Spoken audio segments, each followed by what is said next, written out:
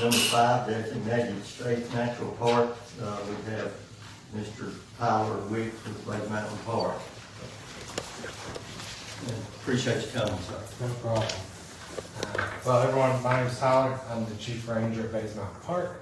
I want to start off with, I am not a representative from the state on this, and I'm not an expert. I've come to talk about our experience with being designated as a state natural area and what it has meant for Bays Mountain, and then you all decide if it's something you would like to pursue for Laurel Run Park. So to start off with, the state natural area, it's a designation from the state of Tennessee that says your park is something of importance and it's something that needs to be preserved. It protects the park from development, and it protects the park from misuse. And I believe, Sarah, did you provide them with a copy of the Yeah, I emailed them the handouts that you gave me, and then I have the rules from the state that are on your table, and this is what they look like. It should be right on top.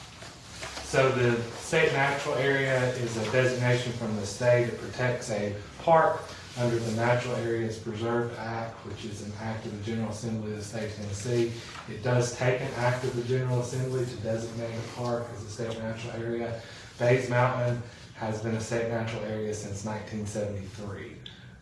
The designation as a state natural area does carry with it some restrictions of use, how the park can be used, but it also carries with it some protections. There are some built-in fines and other things for people who misuse the park or vandalize it that the state could pursue. It also provides the county with a resource, so it would provide John and Sarah with resources at the state with help managing the park. If they have questions about what is the right thing to do, we want to plant this, or we're thinking about removing this or changing this trail, it gives them a professional resource in the state to ask questions to. That's something we use it for a lot.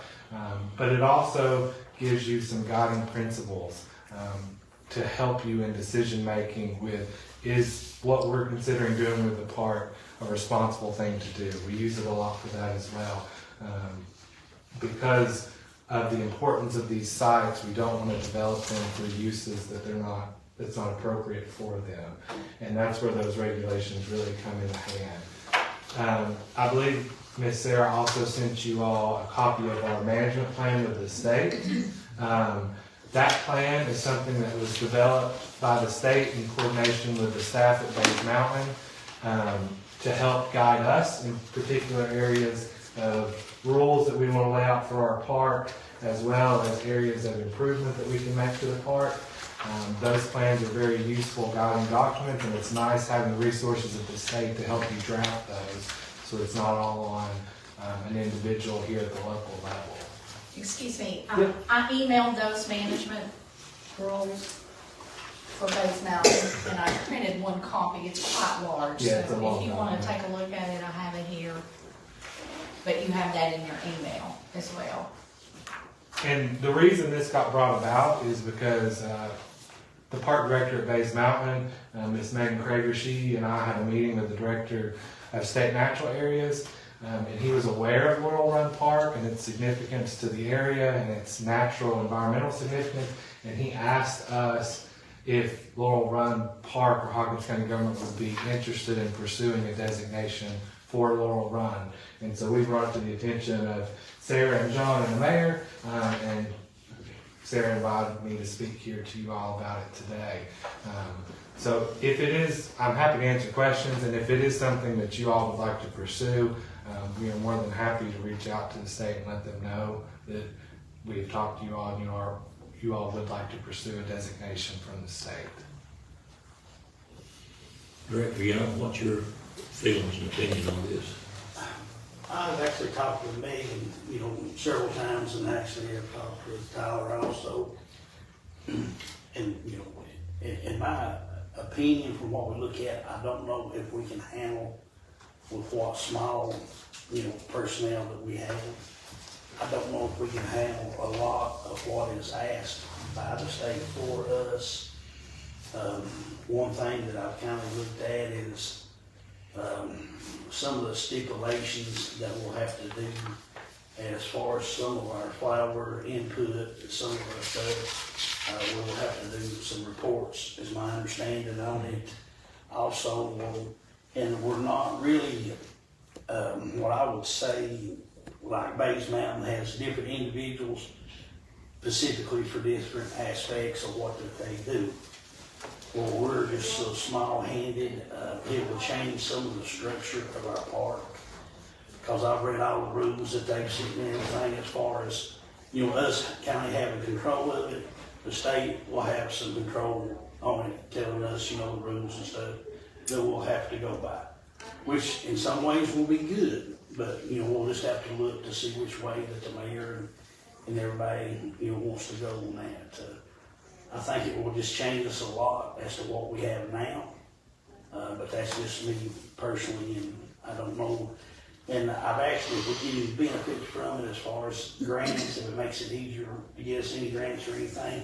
From my understanding, it doesn't help us in any way on that for the park itself specifically. Is that correct, Tyler? So it doesn't necessarily open up any grant opportunities to you, but I won't say it doesn't make your application stronger, because the state is saying this is a very important site when they designate it. So I wouldn't say that it definitely wouldn't hurt an application. And in my opinion, it would probably make an application stronger. But does it open you up to any direct funding? No, not that I'm aware of.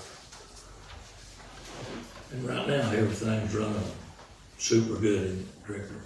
Yes, I think we're doing tremendously well. We're trying to stay on top of everything, trying to make the park look good.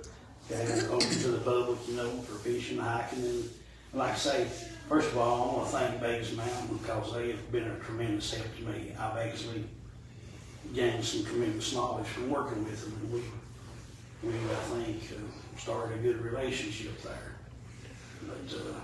But I think we're doing well. But like I say, that'll be up to the individuals, but that's just my input on it. I don't know how much it will actually change our park.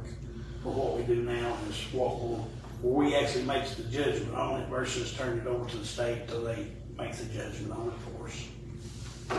And I will say, just in our experience, the state doesn't actually make any of the judgment decisions. They provide you with the guidelines and leave it up to you to make the decision. They're just there as a resource to help. So they don't actually make any of the decisions. They provide you with the rules and regulations, and it's up to you all to make the decisions. We don't confer with them before we make any decisions about anything. We might ask their advice, but we don't ask their permission. Do we actually have to abide by their rules? You do have to abide by their rules, yeah. Can I ask one question? I know I get a lot of press release information from Bays Mountain and the whole state park system. Does that increase your marketing that you do? Like would Phipps Bend, or not Phipps Bend? I'm sorry, I got Phipps Bend on the brain. Laurel Run get more marketing or public, like? Yeah. I mean, you're listed on the state's website alongside all the other state natural areas and state parks. It is a recognition thing. There are only so many state natural areas in the state, so it does give you more recognition. And, it elevates the status of the park to say that you're designated by the state as a site of importance. So from a marketing standpoint, there are definitely benefits to that. The committee will look at the map that I have there. It shows where the designated areas are. There's only 2 in East Tennessee right now. One is Bays Mountain, the other is Watauga Bluffs, yeah.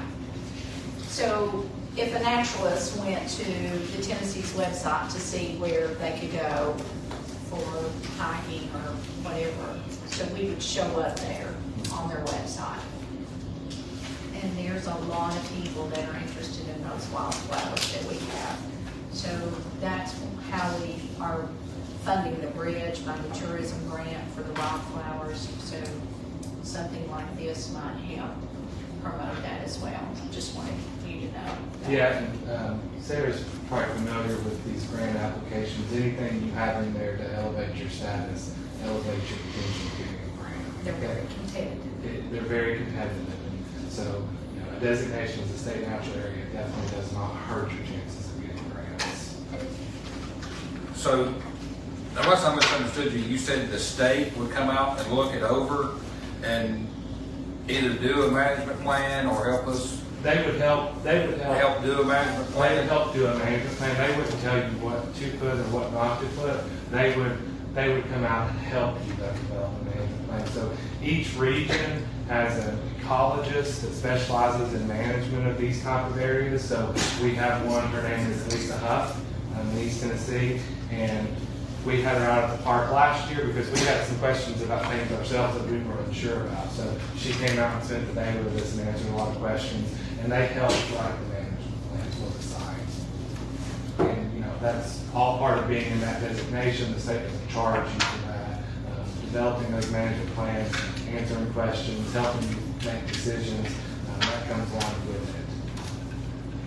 They've also been a resource in just general questions we have about not knowing the particulars of the natural areas law and regulations. If we ever have a question about that, we send them an email and they're very responsive. They're very easy to work with.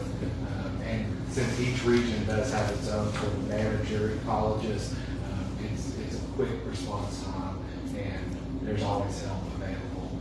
It's not like a state bureaucracy that you get lost in because there's not a whole lot of state natural areas to begin with. And just a question for clarification, would the natural area just be the hiking trail from the last picnic pavilion up to the falls and Bays Mountain Park boundary, or would it be for the entire park to encompass the picnic pavilions and the ball field and boat ramp? So the way Bays Mountain is set up, it encompasses our entire park, including our developed area, but we carve out the developed areas, we call it, where we have buildings and all that sort of things. It's carved out from those rules applying because it's a distinct area within the natural area. So it wouldn't change your ball fields or anything like that. And the rules and stuff would not affect them. It would only affect the natural parts of the park. That was what I was getting at.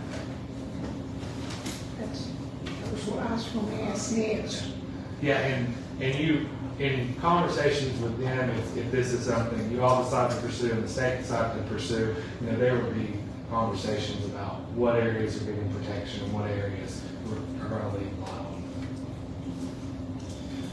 So how many extra employees would we need, Mr. Young? Right? Well, as far as, like I say, I have talked to Megan about it, not so much as just our expertise. And just like Tyler was talking about, as far as I've noticed, because I went through all this stuff myself, I actually went online and tried to do a lot of research myself, like where y'all, know all the specific flowers and everything, and where y'all actually do the reports, on that.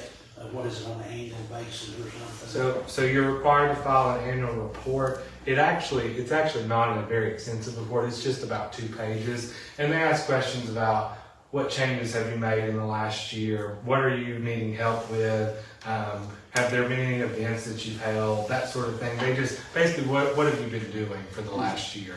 And you don't need any expertise in the flowers and stuff. They don't ask particular questions about that. And actually, they are a resource for that. So if you ever had questions about it, you could reach out to them and they would help you. So that's what we use them for a lot, like invasive flowers and things like that, and how to remove them. We'll actually contact them, they're the experts, and say, what do you want us to do with this? And then they'll tell us, this is your best option for treating this or getting rid of these or helping these flowers. So the reporting side of it, actually I handle most of that reporting, and it's not a whole lot. I mean, like I said, the annual report's about 2 pages, and it's mostly an overview of what you've done in the last year. Is there any specific guidelines that we have to meet? I know the rules, but we actually do have to implement those rules regardless. Right, now there's no particular, you have to do this or you have to do that. It's all up to you. You all to decide what you do. It's still your part. This is just basically a designation and a resource.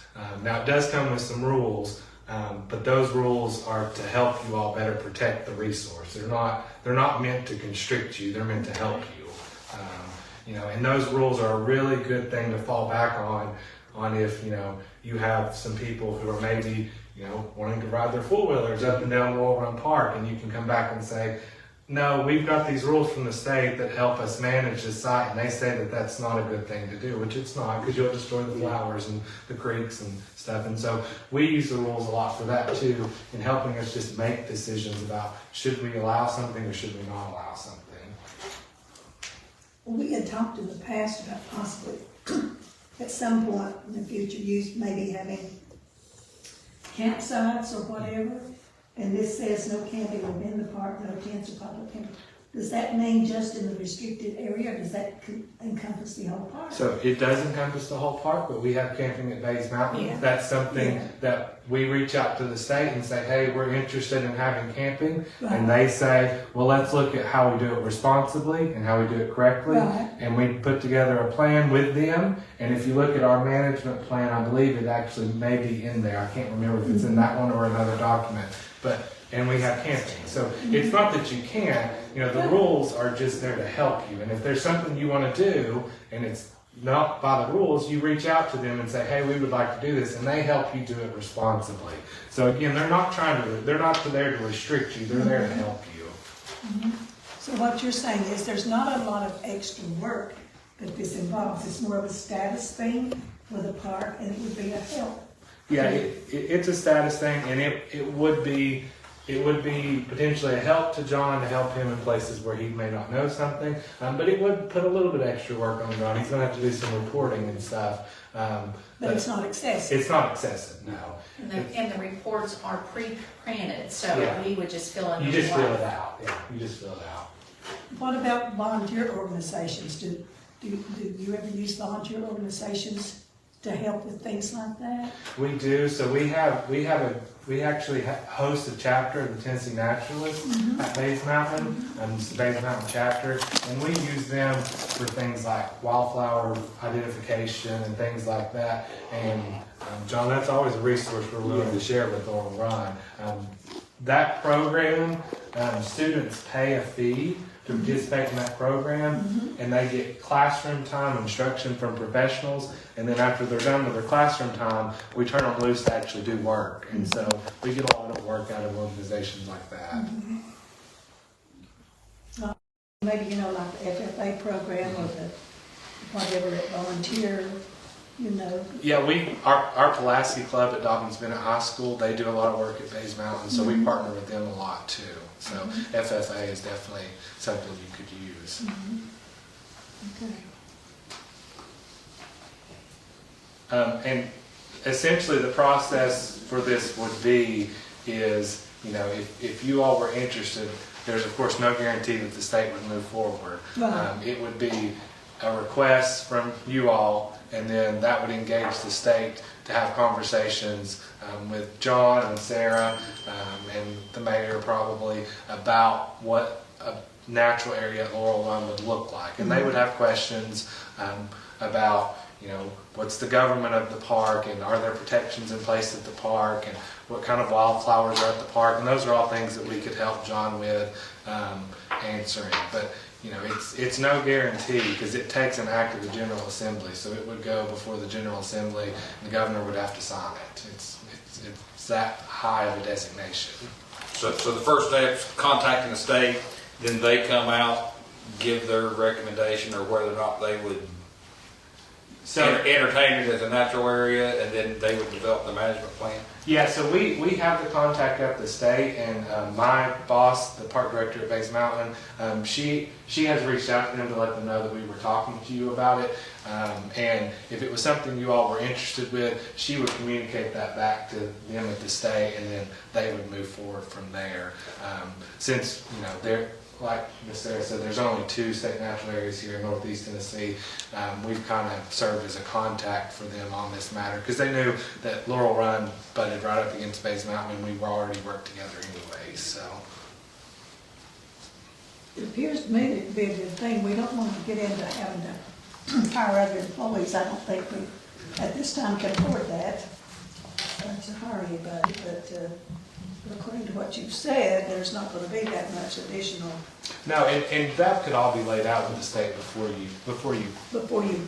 got into it. I mean, you could have very specific conversations with them about the expectations. Right. You know, it doesn't commit you to anything until Right.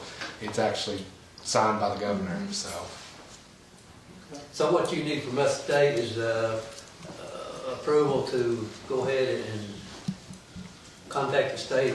Yeah, I would say probably the best thing to do would just be a recommendation from the committee that the talks proceed with the state. If it's something you all are interested in pursuing.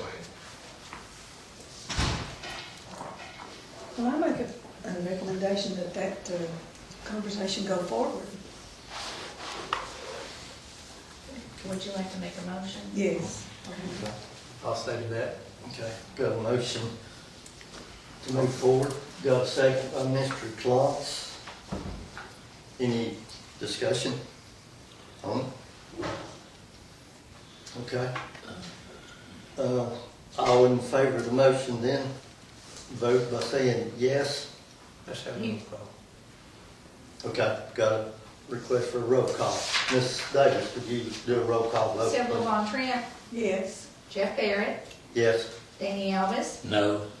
Chad Britton, Yes. Linda Davis. Yes. Larry Clontz, Yes. Jimmy Riley. Yes. 6 yes, 1 no, motion carries.